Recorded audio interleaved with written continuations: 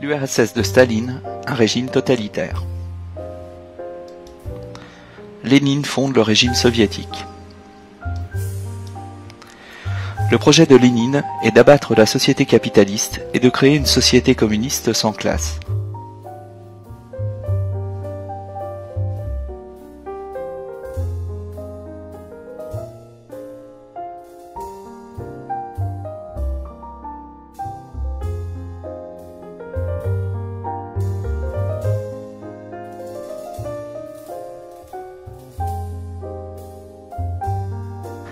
Pour contrer les résistances de la société bourgeoise, il met en place dès la fin de l'année 1917 un régime autoritaire qui devient une véritable dictature quand se déclenche la guerre civile.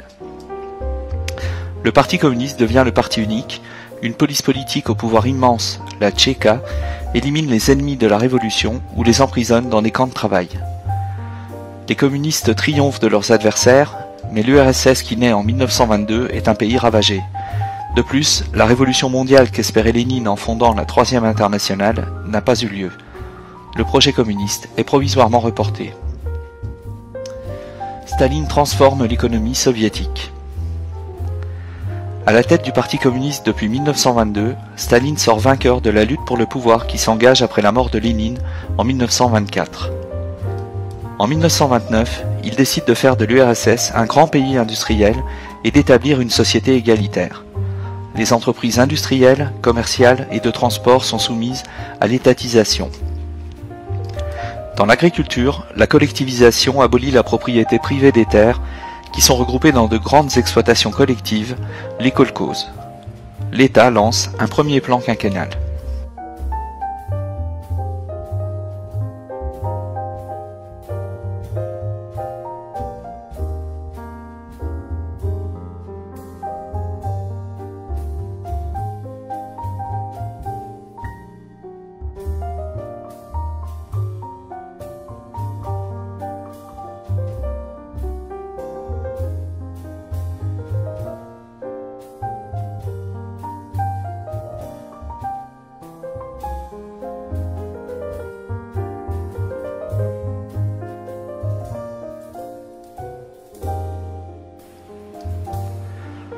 Le régime totalitaire stalinien. La collectivisation se heurte à de très fortes résistances violemment réprimées sur ordre de Staline.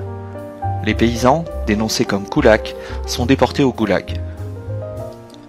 En 1937 et 1938, Staline déclenche la violence policière contre des hauts responsables du parti, de l'État et de l'armée rouge, mais aussi contre de simples militants ou citoyens.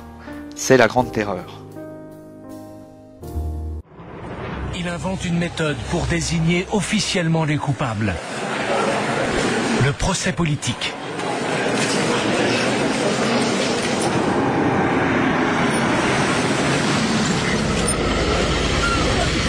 Les accusés sont des scientifiques, des ingénieurs, des hauts fonctionnaires. Ils sont tous compétents. Mais Staline les accuse d'avoir saboté l'économie soviétique. Pour que le procès paraisse crédible aux yeux du public, il faut que les accusés avouent leurs fautes.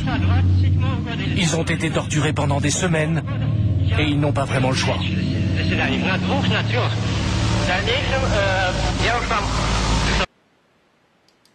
De plus en plus contrôlée par de multiples organisations dépendantes du Parti communiste, la société soviétique est soumise à une propagande de tous les instants. À Moscou, Staline ne gouverne plus qu'à grands coups de mensonges.